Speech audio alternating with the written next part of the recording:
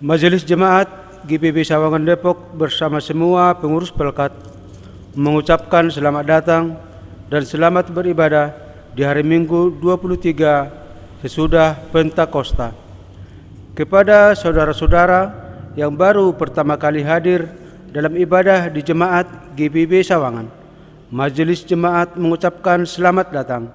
Sekiranya saudara dan keluarga belum terdaftar atau memerlukan suatu pelayanan, dapat menghubungi Majelis Jemaat yang bertugas sebagai penerima tamu seusai ibadah ini atau setiap hari kerja di kantor Sekretariat GPB Jemaat Sawangan Depok.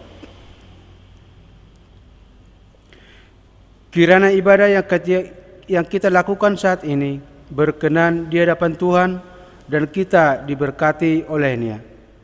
Pemberitaan firman akan disampaikan oleh Ibu Penatua Charlotta. Jemaat, marilah berdiri untuk menyambut firman Tuhan hadir di tengah-tengah persekutuan kita.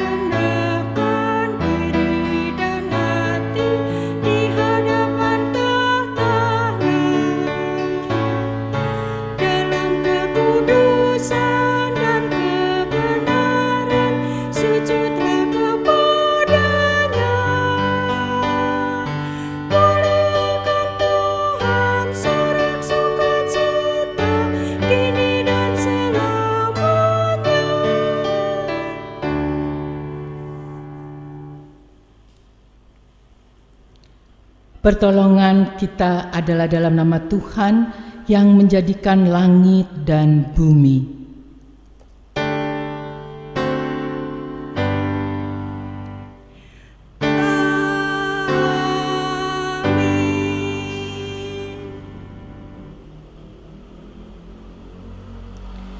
Nats pembimbing kita pada hari ini diambil dari Roma 12 ayat 1 sampai 2. Roma 12 ayat 1 sampai 2 yang menyatakan,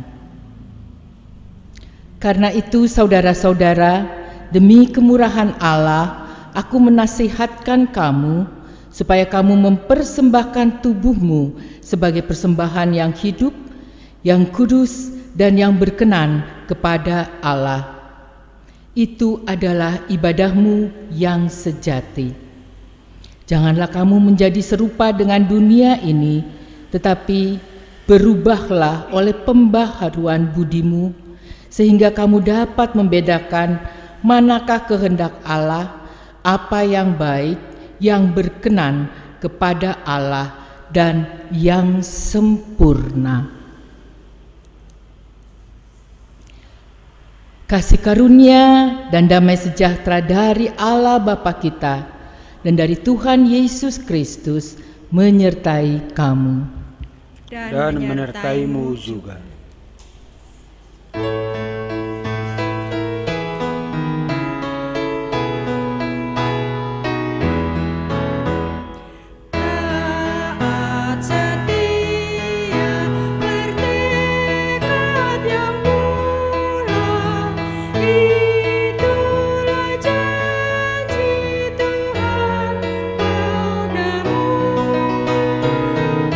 Di bawah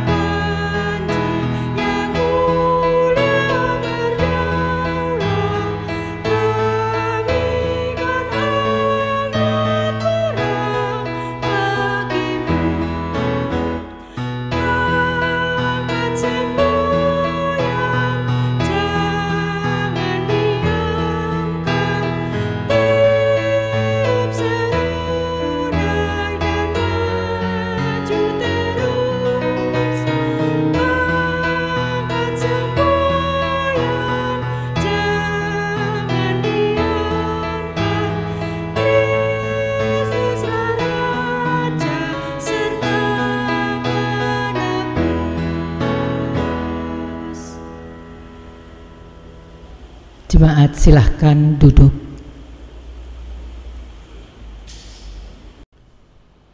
Dengan rasa sesal dan malu dan dengan kerendahan hati, marilah mengaku akan dosa-dosa kita. Ya Allah yang kudus dan penuh kemurahan, kami menyadari dan mengaku di hadapan-Mu hakikat kami yang berdosa dan rapuh, sehingga cepat untuk berbuat jahat dan lamban untuk berbuat baik. Kami menyadari dan mengaku akan kelemahan kami dan sikap hidup yang mementingkan diri. Engkau mengetahui betapa sering kami berdosa, mengembara di jalan-Mu, menyia-nyiakan pemberian-Mu dan melupakan kasih-Mu. Ya Allah Maha Kasih, kasihanilah kami orang-orang yang telah malu dan menyesal ini, karena dalam segala hal kami menyakiti hati-Mu. Ajarlah kami untuk membenci kesalahan yang kami lakukan. Bersihkanlah kami dari dosa demi anak-Mu yang kekasih. Tolonglah kami ya Allah yang pengasih, agar kami hidup dalam terang-Mu dan berjalan pada jalan-Mu, sesuai perintah Yesus Kristus Tuhan kami. Demikianlah pengakuan umat-Mu, dengarlah ya Tuhan. Kepada setiap orang yang telah mengaku dosa dan bertobat, disampaikan berita anugerah pengampunan seperti tertulis dalam Mazmur 32 ayat 1 dan 2 yang menyatakan, dari Daud nyanyian pengajaran, berbahagialah orang yang diampuni pelanggarannya, yang dosanya ditutupi. Berbahagialah manusia yang kesalahannya tidak diperhitungkan Tuhan dan yang tidak berjiwa penipu. Berdasarkan firman Tuhan itu, sebagai pelayan Yesus Kristus, kami memberitakan bahwa pengampunan dosa telah berlaku dalam nama Bapa dan Anak dan Roh Kudus. Syukur kepada Tuhan. Amin. Jemaat, marilah kita berdiri untuk mendengar perintah hidup baru seperti tertulis dalam Roma 14 ayat 1 sampai 3.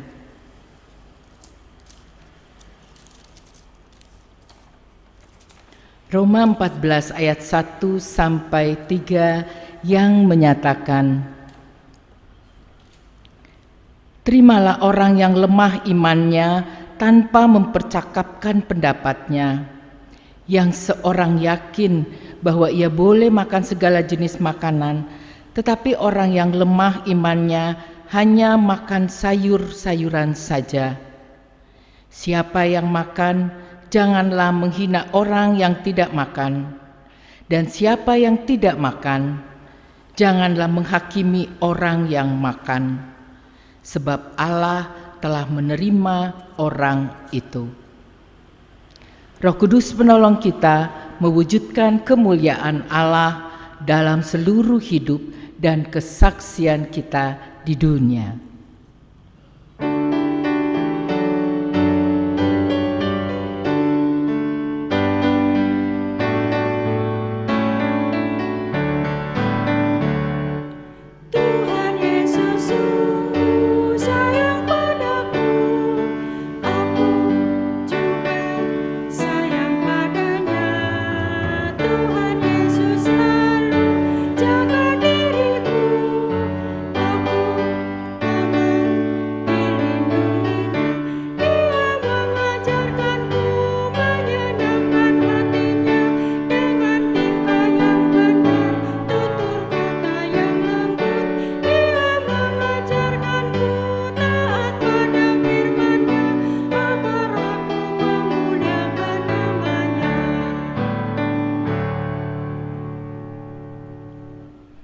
Jemaat dipersilahkan duduk.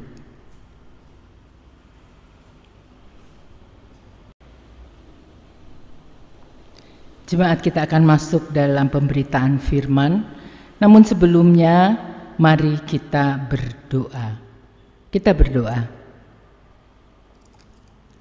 Ya Bapa Maha Kuasa, Ya Kristus Maha Pengasih, karuniakan Roh Kudus-Mu untuk memimpin kami mendalami kekayaan firman-Mu dan memampukan kami juga membagi kekayaan firman-Mu itu kepada semua orang melalui pikir, tutur, dan laku yang benar dalam hidup dan kerja layan kami setiap hari. Amin. Jemaat, marilah berdiri untuk mendengar firman Tuhan yang dibacakan dari Alkitab. Haleluya.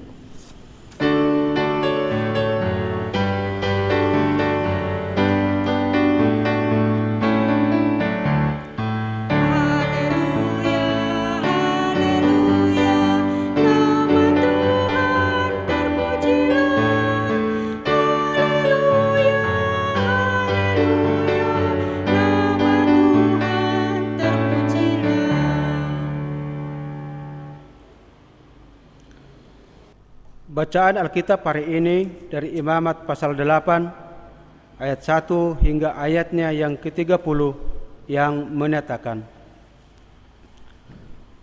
Tuhan berfirman kepada Musa, panggillah Harun dan anak-anaknya bersama-sama dengan dia, dan ambillah pakaian-pakaian, minyak urapan, dan lembu jantan korban penghapus dosa, 2 domba jantan dan bakul berisi roti yang tidak beragi.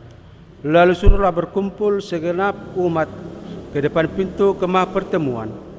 Musa melakukan seperti yang diperintahkan Tuhan kepadanya. Lalu berkumpullah umat itu di depan kemah pertemuan. Berkatalah Musa kepada umat itu, inilah firman yang diperintahkan Tuhan untuk dilakukan. Lalu Musa menyuruh Harun dan anak-anaknya mendekat, dan dibasuhnyalah mereka dengan air. Sesudah itu dikenakannya kemeja kepadanya, diikatkannya ikat pinggang, dikenakannya gamis, dikenakannya baju efod, diikatkannya sabuk baju efod, dan dikebatkannya sabuk itu kepadanya. Dikenakannya tutup dada kepadanya, dan dibubuhnya di dalam tutup dada itu Urim dan Tumim. Kemudian ditaruhnya serban di kepalanya, dan di atas serban itu di sebelah depan ditaruhnya patam emas, yakni jamang yang kudus, seperti yang diperintahkan Tuhan kepada Musa. Musa mengambil minyak urapan, lalu diurapinya kemah suci, serta segala yang ada di dalamnya, dan dikuduskannya semuanya itu. Dipercikannya sedikit dari minyak itu ke mezbah 7 kali, dan diurapinya mezbah itu serta segala perkakasnya, dan juga bejana pembasuhan serta alasnya untuk menguduskannya. Kemudian dituangkannya sedikit dari minyak urapan itu ke atas kepala Harun, dan diurapinya dia untuk menguduskannya. Musa menyuruh anak-anak Harun mendekat, lalu dikenakannya kemeja kepada mereka, diikatkannya ikat pinggang, dan dililitkannya destar, seperti yang diperintahkan Tuhan kepada Musa. Disuruhnyalah membawa lembu jantan korban penghapus dosa. Lalu Harun dan anak-anaknya meletakkan tangannya ke atas kepala lembu jantan korban penghapus dosa itu. Lembu itu disembelih, lalu Musa mengambil darahnya. Kemudian dengan jarinya dibubuhnyalah darah itu pada tanduk-tanduk mezbah sekelilingnya. Dan dengan demikian disucikannya mezbah itu dari dosa. Darah selebihnya dituangkannya pada bagian bawah mezbah. Dengan demikian dikuduskannya mezbah itu, dan diadakannya pendamaian baginya. Diambillah segala lemak yang melekat pada isi perut, umbai hati, kedua buah pinggang serta lemaknya. Lalu Musa membakarnya di atas mezbah. Tetapi lembu jantan itu dengan kulit, daging dan kotorannya dibakarnya habis di luar perkemahan, seperti yang diperintahkan Tuhan kepada Musa. Kemudian disuruhnya membawa domba jantan korban bakaran. Lalu Harun dan anak-anaknya meletakkan tangannya ke atas kepala domba jantan itu.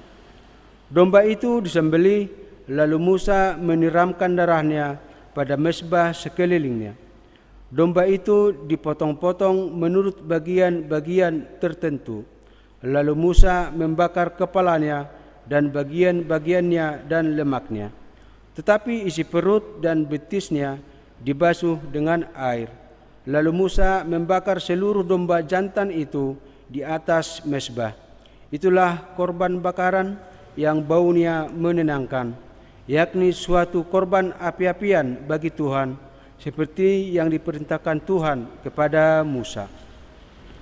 Kemudian disuruhnya membawa domba jantan yang lain, yakni domba persembahan pentahbisan. Lalu Harun dan anak-anaknya meletakkan tangannya ke atas kepala domba jantan itu. Domba jantan itu disembelih, lalu Musa mengambil sedikit dari darahnya dan membubuhnya pada cuping telinga kanan Harun, pada ibu jari tangan kanan, dan pada ibu jari kaki kanannya. Musa menyuruh anak-anak Harun mendekat, lalu membubuh sedikit dari darah itu pada cuping telinga kanan mereka, pada ibu jari tangan kanan, dan pada ibu jari kaki kanan mereka. Lalu Musa menyiramkan darah selebihnya pada mezbah sekelilingnya. Diambilnya lemaknya, ekornya yang berlemak, segala lemaknya yang melekat pada isi perut, umbai hatinya, kedua buah pinggang serta lemaknya dan paha kanannya. Dan dari dalam bakul berisi roti yang tidak beragi yang ada di hadapan Tuhan, diambilnya satu roti bundar yang tidak beragi, satu roti bundar yang diolah dengan minyak, dan satu roti tipis. Lalu diletakkannya di atas segala lemak dan di atas paha kanan itu. Dan ditaruhnya seluruhnya di telapak tangan Harun dan di telapak tangan anak-anaknya. Dan dipersembahkannya semuanya sebagai persembahan unjukan di hadapan Tuhan. Kemudian Musa mengambil semuanya dari telapak tangan mereka, lalu dibakarnya di atas mezbah, yaitu di atas korban bakaran. Itulah persembahan pentahbisan untuk menjadi bau yang menenangkan. Itulah suatu korban api-apian bagi Tuhan. Musa mengambil dada domba itu dan mempersembahkannya sebagai persembahan unjukan di hadapan Tuhan. Itulah yang didapat Musa sebagai bagiannya dari domba jantan persembahan pentahbisan itu, seperti yang diperintahkan Tuhan kepada Musa. Dan lagi Musa mengambil sedikit dari minyak urapan dan dari darah yang di atas mezbah itu, lalu dipercikkannya kepada Harun, ke pakaiannya, dan juga kepada anak-anaknya dan ke pakaian anak-anaknya.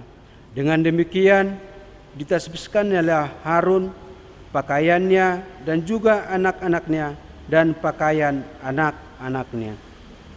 Demikian pembacaan Alkitab. Hendaklah firman Tuhan dengan segala kekayaannya diam di dalam hatimu, dan ucaplah syukur kepada Allah.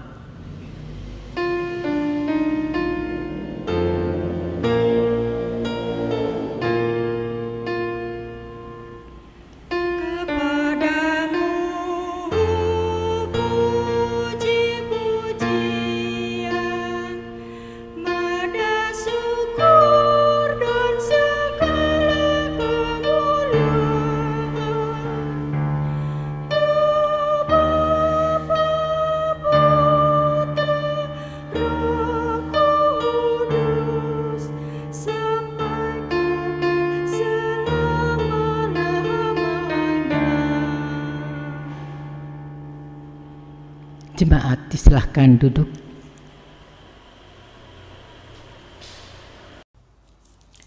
Selamat pagi saudara-saudaraku di dalam Yesus Kristus.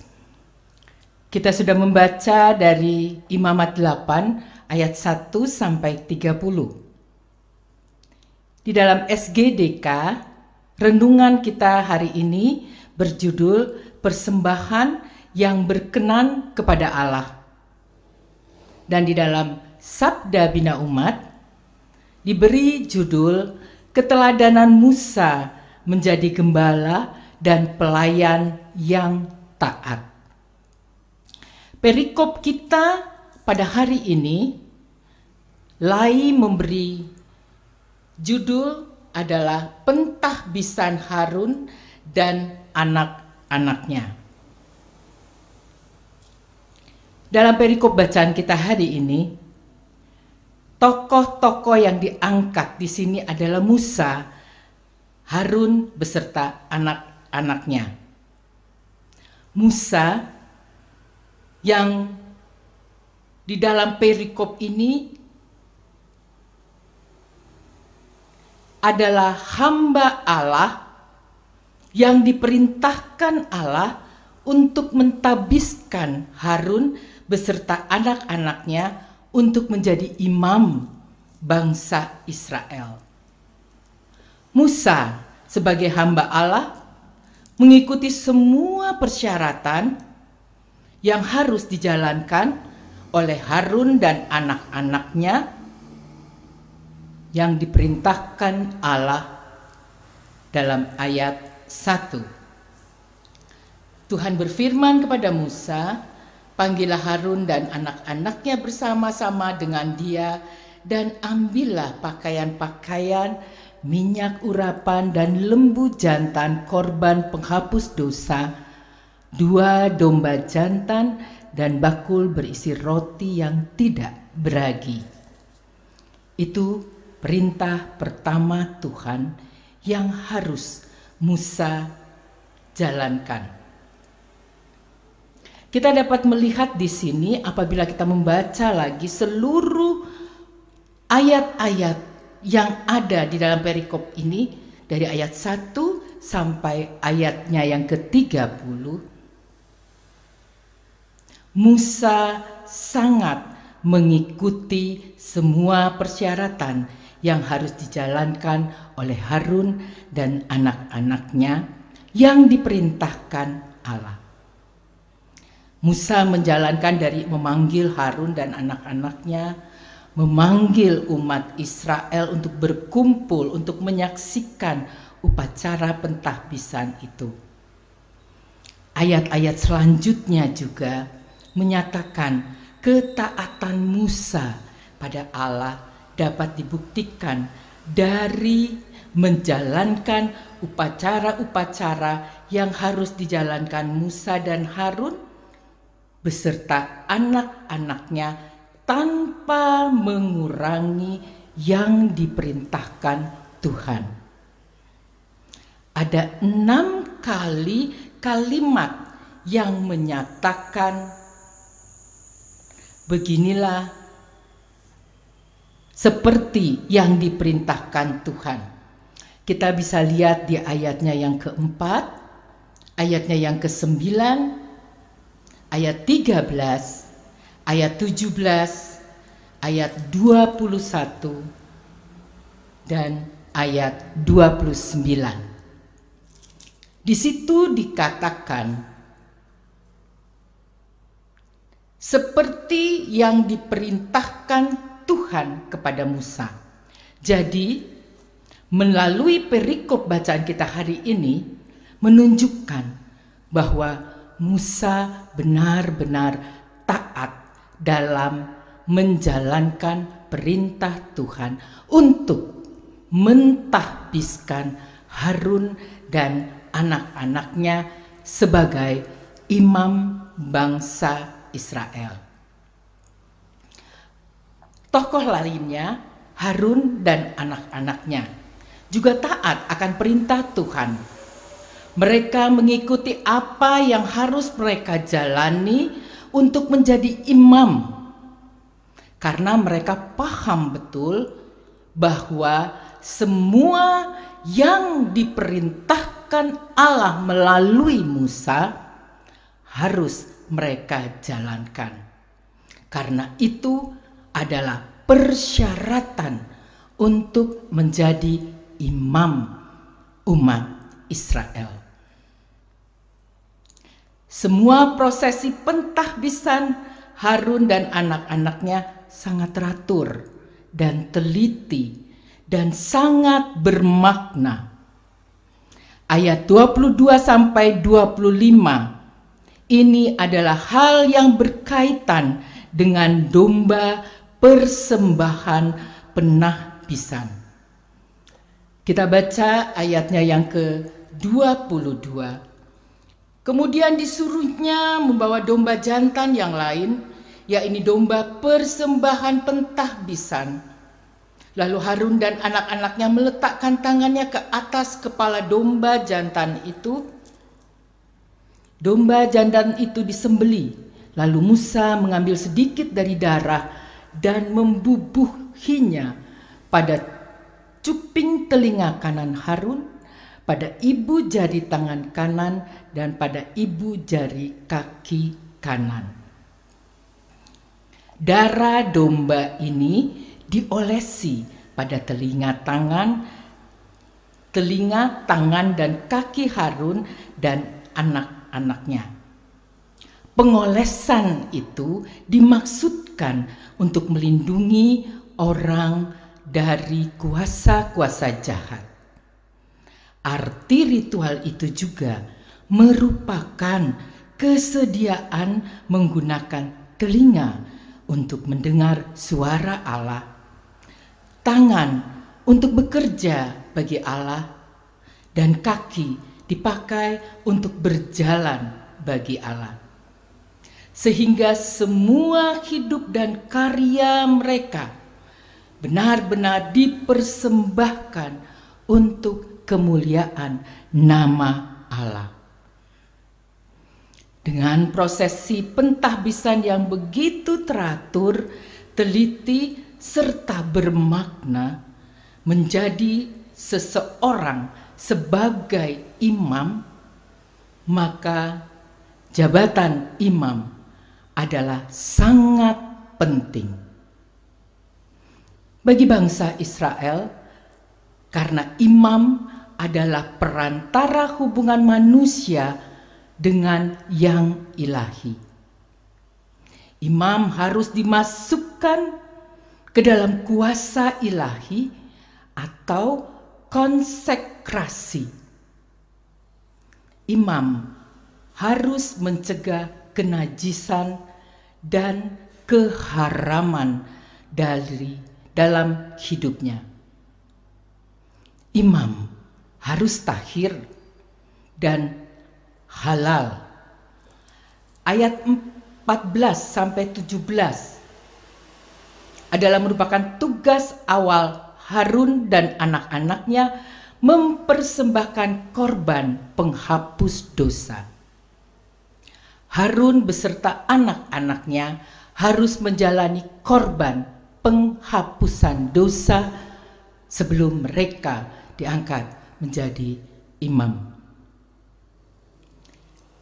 Jika pada waktu zaman Musa, Harun dan anak-anaknya penghapusan dosa harus dilakukan dengan membawa hewan, memercikkan darah-darah. Sekarang, masa sekarang ini,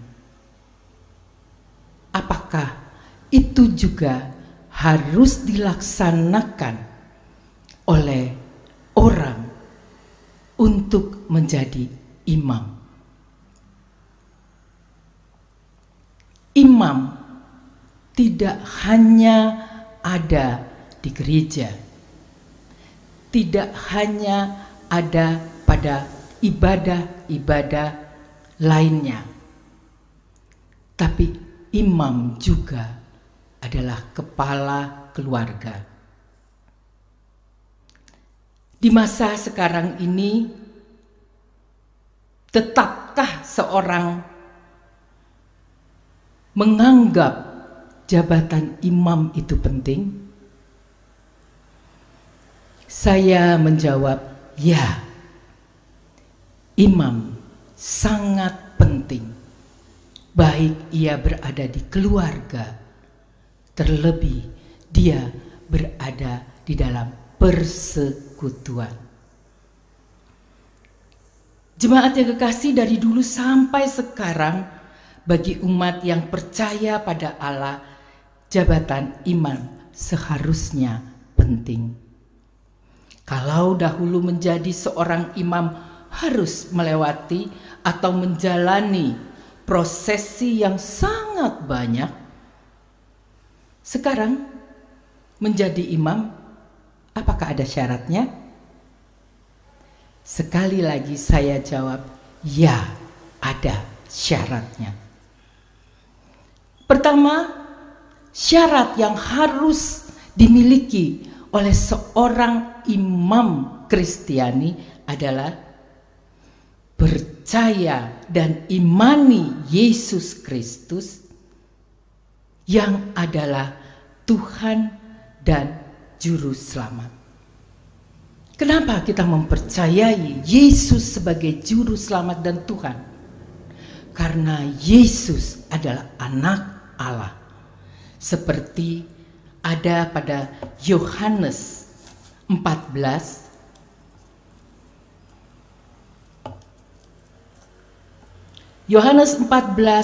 ayatnya yang ke-6, Yesus berkata, kata Yesus kepadanya, akulah jalan dan kebenaran dan hidup. Tidak ada seorang pun yang datang kepada Bapa kalau tidak melalui aku.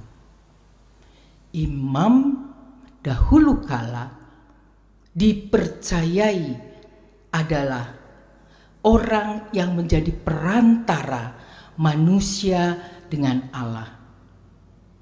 Imam pada zaman sekarang tetap menjadi perantara Allah untuk sesama. Namun, jika zaman dahulu sebelum menjadi imam harus melewati segala macam prosesi yang sangat banyak, bahkan sampai penghapusan dosa. Namun sekarang, dengan kita mengimani Yesus sebagai Tuhan dan Juru Selamat, kita bisa menjadi imam. Syarat utama imam pada masa sekarang ini percaya bahwa Yesus sudah menghapus dosa kita. Kita tidak lagi mengorbankan hewan untuk menghapus dosa kita seperti apa yang dilakukan Harun dan anak-anaknya. Kita percaya Tuhan Yesus sudah menghapus dosa kita. Oleh karena itu, semua kita ini berhak menjadi imam asal mengikuti syarat itu. Pada masa sekarang, imam harus mengimani Yesus sebagai Tuhan dan Juru Selamat kita, bahkan Juru Selamat dunia. Yang kedua, seperti tertulis di dalam Titus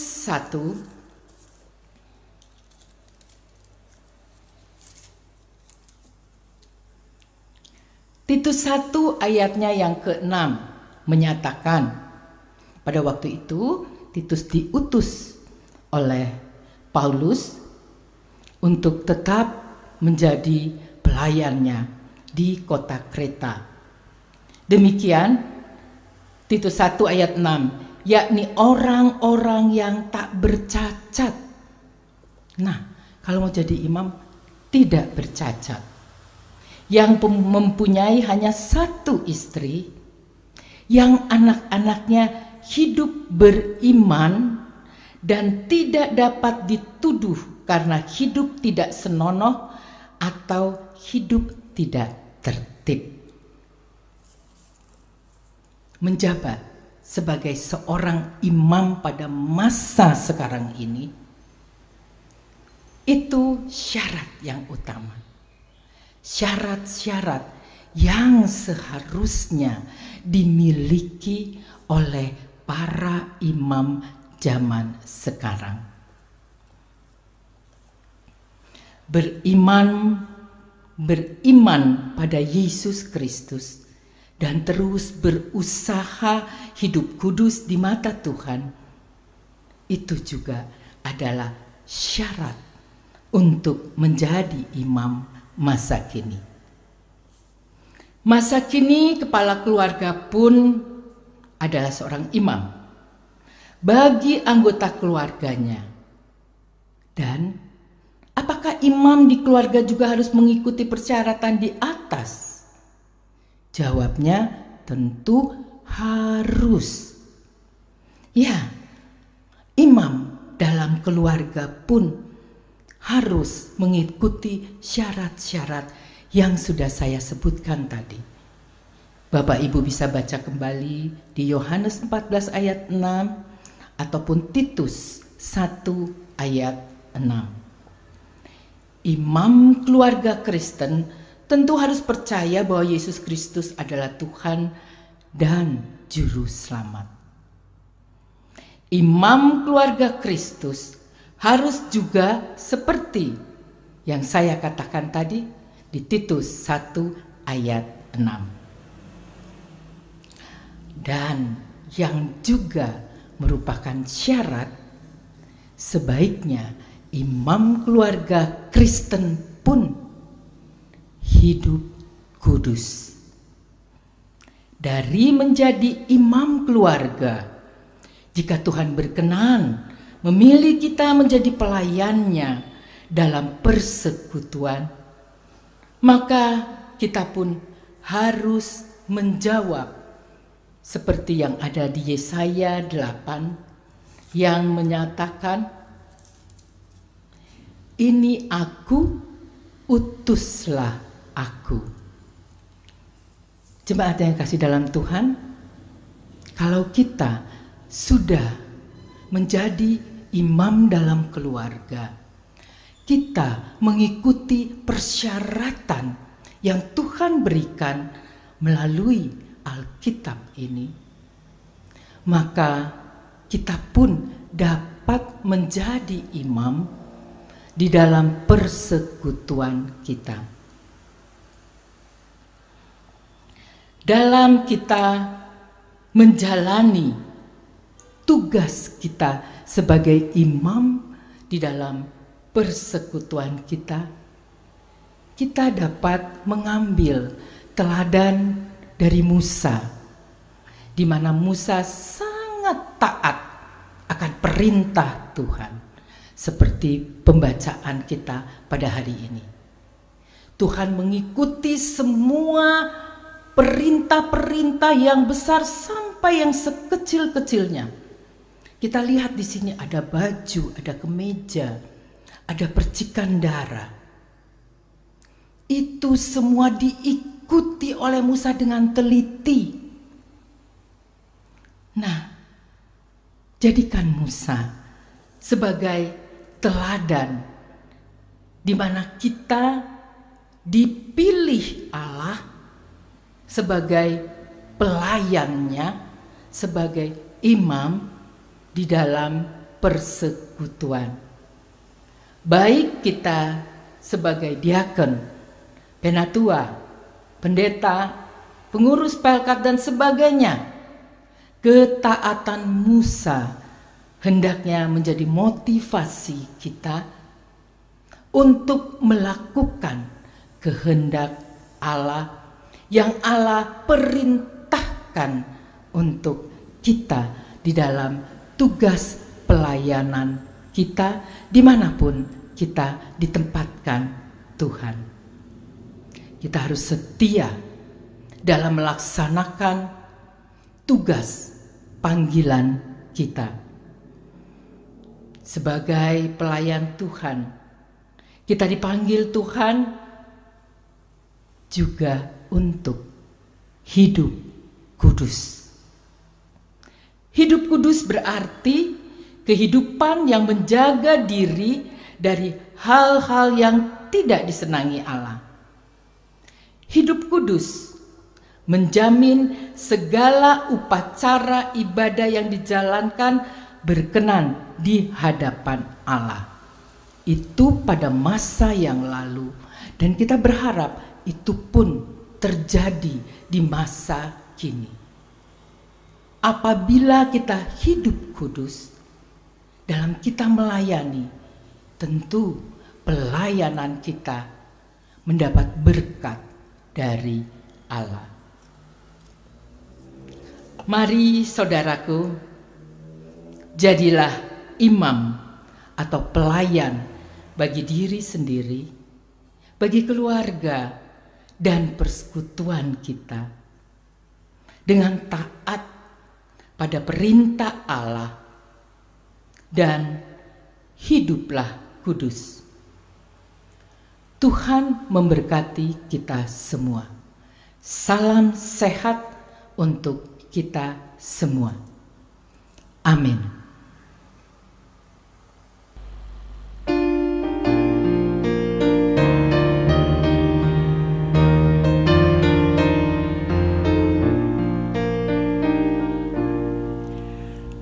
Bersusuar kasih Bapa mengantarkan sinarnya, namun suluh yang di pantai kitalah banjakannya.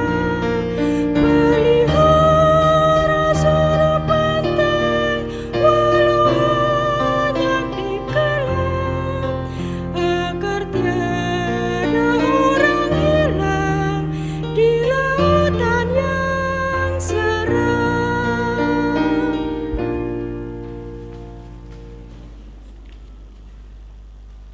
Jemaat, bersama semua orang percaya di segala waktu dan tempat, mari berdiri mengaku iman menurut pengakuan iman rasuli dengan hati dan mulut masing-masing berkata,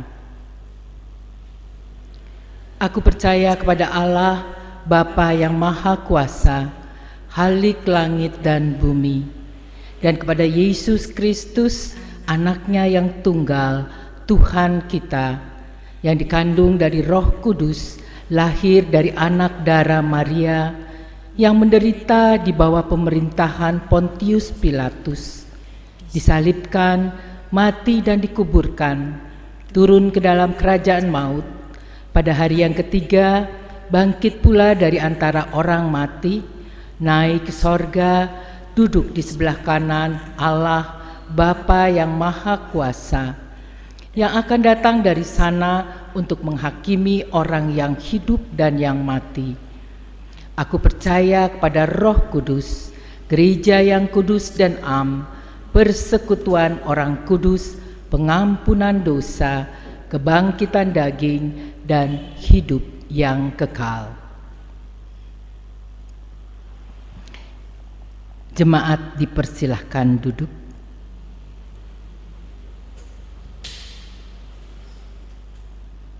Kita akan masuk dalam doa syafaat. Mari kita satu dalam doa. Kita berdoa.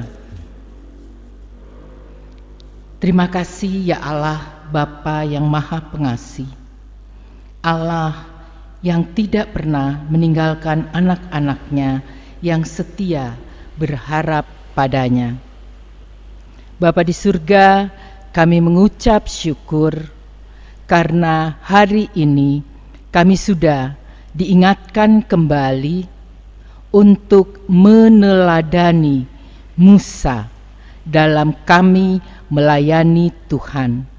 Baik itu kami melayani di dalam rumah tangga kami maupun di masyarakat dan terlebih di dalam persekutuan kami. Biarlah Tuhan, Engkau sendiri yang memampukan kami masing-masing untuk kami dapat terus-menerus taat, setia, dan hidup kudus menjadi pelayan Tuhan. Karena dari tutur, dari pikir, dan tindakan kami itulah kami dinilai oleh sekeliling kami bahwa kami adalah benar pelayan Tuhan yang setia dan taat. Terima kasih Bapa di surga, kami percaya Engkau memampukan kami untuk tetap taat dan setia melayani Tuhan. Bapa, pada kesempatan ini kami berdoa untuk pemerintah, negara, dan bangsa Indonesia. Tanggal 28 kemarin kami melaksanakan Hari Sumpah Pemuda. Bapa, biarlah sebagai bangsa Indonesia, kami pun tetap mempunyai kesatuan dalam kami bertindak di dalam negara kami, baik kami sebagai anggota diri kami sendiri, sebagai anggota masyarakat, bahkan Tuhan sebagai pengurus-pengurus yang ditempatkan Tuhan sebagai pelayan di masyarakat. Mampukan kami untuk menjadi pelayan Tuhan yang membawa misi pelayanan Tuhan di dalam tugas dan tanggung jawab kami dimanapun kami ditempatkan. Kami berdoa untuk pemimpin bangsa negara kami, baik dari Bapak Presiden, para menteri, dan sampai kepada RT yang ada di sekitar kami. Biarlah Tuhan memberkati mereka semua, memberikan kesehatan, hikmat, kebijaksanaan dalam mereka menjalankan tugas mereka memimpin bangsa ini. Terima kasih Tuhan. Kami juga berdoa untuk berbagai musibah yang menimpa bangsa Indonesia. Bapa, Engkau mengetahui banyak sekali banjir, tanah longsor yang terjadi di daerah-daerah. Kasihanilah mereka. Dan Tuhan, menurut BMKG, kami juga akan dilanda badai La Nina. Untuk itu Tuhan, mampukan kami untuk siap siaga, waspada dalam menghadapi musibah alam ini. Kami menyerahkan itu semua Tuhan ke dalam tangan kasih Tuhan. Terima kasih Tuhan. Saat ini wabah COVID-19 masih tetap ada di dalam bangsa kami, dalam negara kami, bahkan Tuhan di dunia. Ya Tuhan, kasihanilah kami. Biarlah Tuhan upaya-upaya pemerintah di seluruh negara di dunia ini Engkau berkati untuk mereka dapat menangkal wabah COVID-19 ini. Sudah ditemukan vaksin, biarlah Tuhan sendiri yang memberkati vaksin itu, sehingga benar Tuhan, vaksin itu benar dapat menangkal wabah virus COVID-19. Terima kasih Bapa di surga atas perkenan-Mu ini. Kami berdoa juga untuk gereja-gereja GPIB dan jajarannya.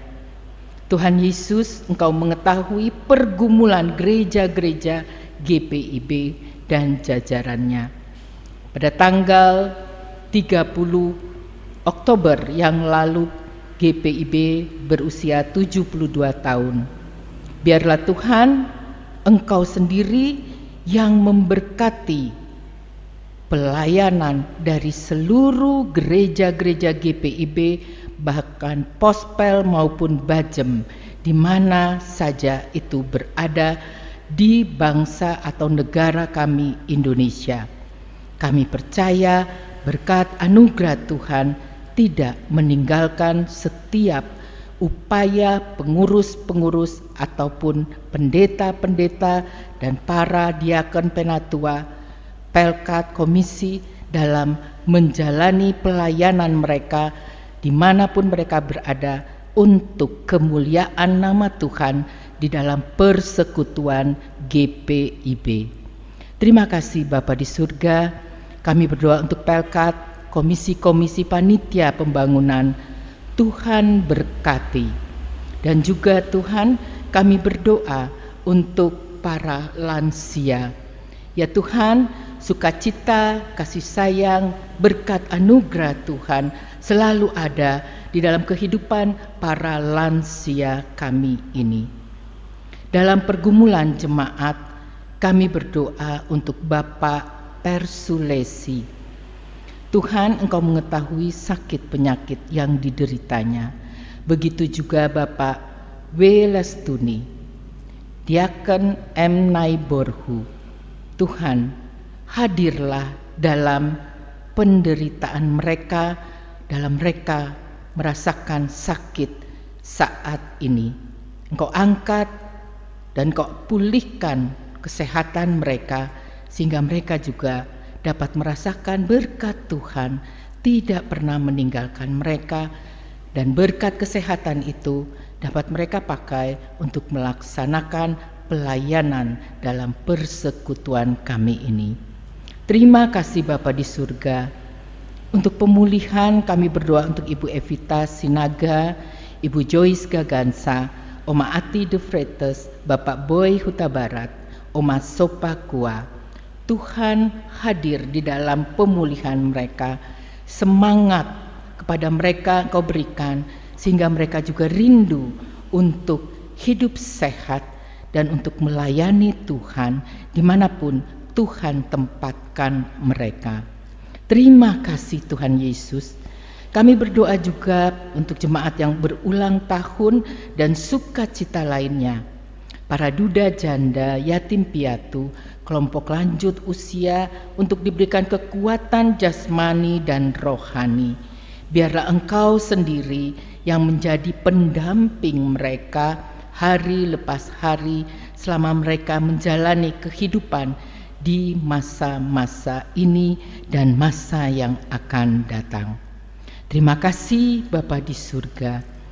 Pada kesempatan ini kami juga berdoa untuk pencarian dana guna menunjang pelayanan di GPIB Sawangan. Tuhan Yesus, Engkau mengetahui kami masih dalam masa pembangunan. Kami banyak sekali memerlukan dana. Mungkin bagi beberapa anggota jemaat itu tidak mungkin. Tetapi Tuhan, kami beriman kepadamu. Tidak ada yang mustahil bagi Tuhan. Oleh karena itu Tuhan, kami serahkan pembangunan gereja kami ke dalam tangan kasih Tuhan. Tuhan sendirilah yang akan menyelesaikannya. Terima kasih Bapa di surga. Tuhan, banyak sekali yang akan kami minta kepadamu. Tetapi kiranya Engkau memberikan yang terbaik kepada kami semua. Kami pelayan Tuhan hari ini, baik itu pianis, baik itu song leader, para penatua dan diaken, para kameramen, dan juga audio. Tuhan Yesus, mereka dengan sukacita melayani Tuhan dalam ibadah ini. Biarlah Engkau sendiri yang memberkatinya. Terima kasih Bapa di surga, kami percaya masing-masing kami mempunyai pergumulan pengharapan. Semua itu Tuhan kami serahkan ke dalam tangan kasih Tuhan. Karena kami percaya Engkau tidak akan meninggalkan anak-anak-Mu apabila kami setia, berharap, dan taat kepadamu. Terima kasih Bapa di surga. Ya Tuhan, dalam pengasihan-Mu kami mohon, Dengarlah doa kami. peliharalah kami dalam kasih Yesus Kristus, Tuhan dan Juru Selamat, yang telah mengajar kami berdoa. Bapa kami yang di sorga, dikuduskanlah nama-Mu, datanglah kerajaan-Mu, jadilah kehendak-Mu di bumi seperti di surga. Berikanlah kami pada hari ini makanan kami yang secukupnya, dan ampunilah kami akan kesalahan kami, seperti kami juga mengampuni orang yang bersalah kepada kami. Dan janganlah membawa kami ke dalam pencobaan, tetapi lepaskan kami daripada yang jahat.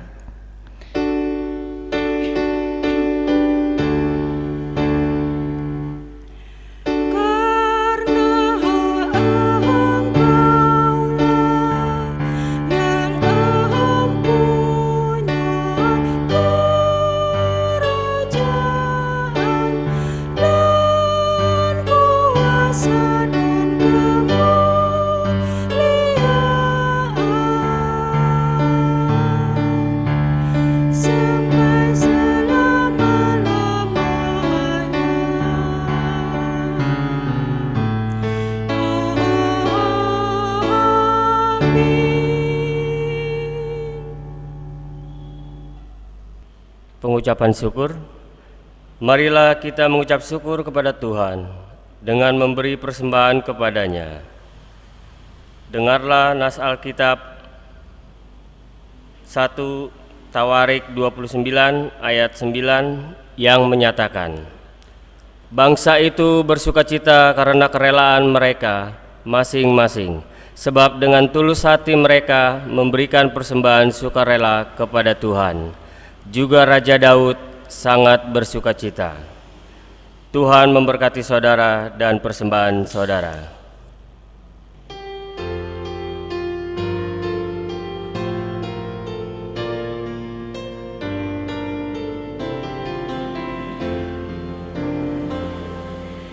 Bumi dan langit pujilah yang tinggi dan kudus, firman-Nya maha mulia dan jalan-Nya tentu.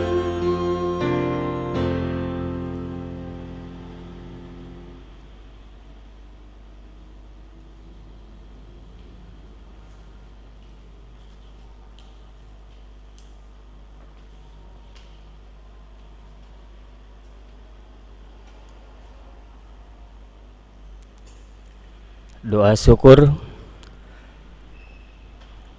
Mari berdiri untuk menyerahkan persembahan ini kepada Tuhan dalam doa syukur.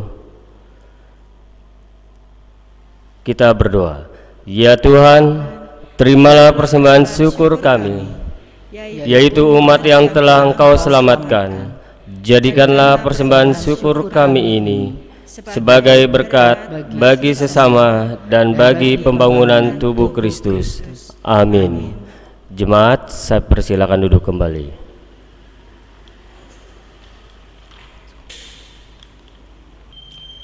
Warta Jemaat tanggal 8 November 2020, 1.3, pemberitahuan kegiatan peribadahan.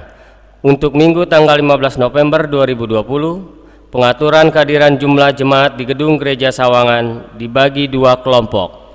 Kelompok A jam 07.00 terdiri dari jemaat sektor 5 dan Pelkat GP.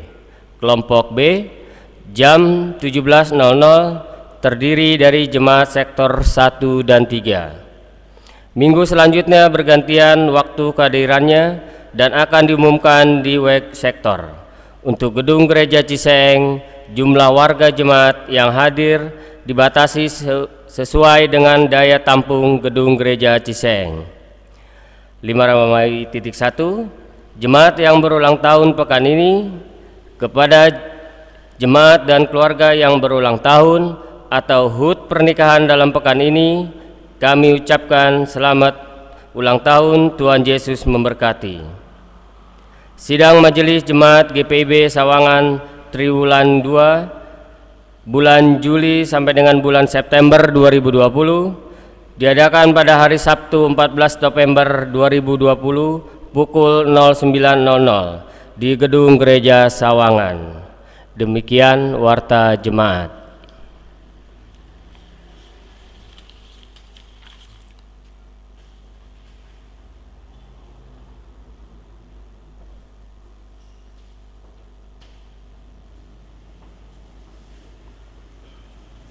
Jemaat yang kekasih di dalam Tuhan Yesus Kristus, mari berdiri dan terimalah amanat pengutusan.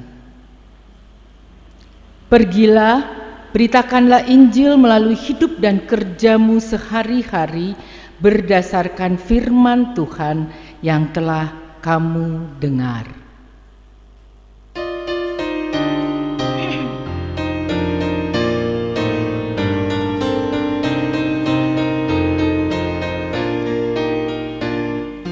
Janganlah kau takut menyatakan kebenaran. Janganlah kau diam jika ada kecurangan. Tuhan inginkan engkau selalu jujur dalam setiap ucapanmu. Berkata jujur, berlaku adil, itulah tanggung jawab anak-anak Tuhan. Berkata jujur, berlaku adil, itulah tanggung jawab anak-anak Tuhan. Arahkanlah hati dan pikiranmu kepada Tuhan, serta terimalah berkat-Nya. Tuhan memberkati engkau dan melindungi engkau. Tuhan menyinari engkau dengan wajah-Nya dan memberi engkau kasih karunia. Tuhan menghadapkan wajah-Nya kepadamu dan memberi engkau damai sejahtera.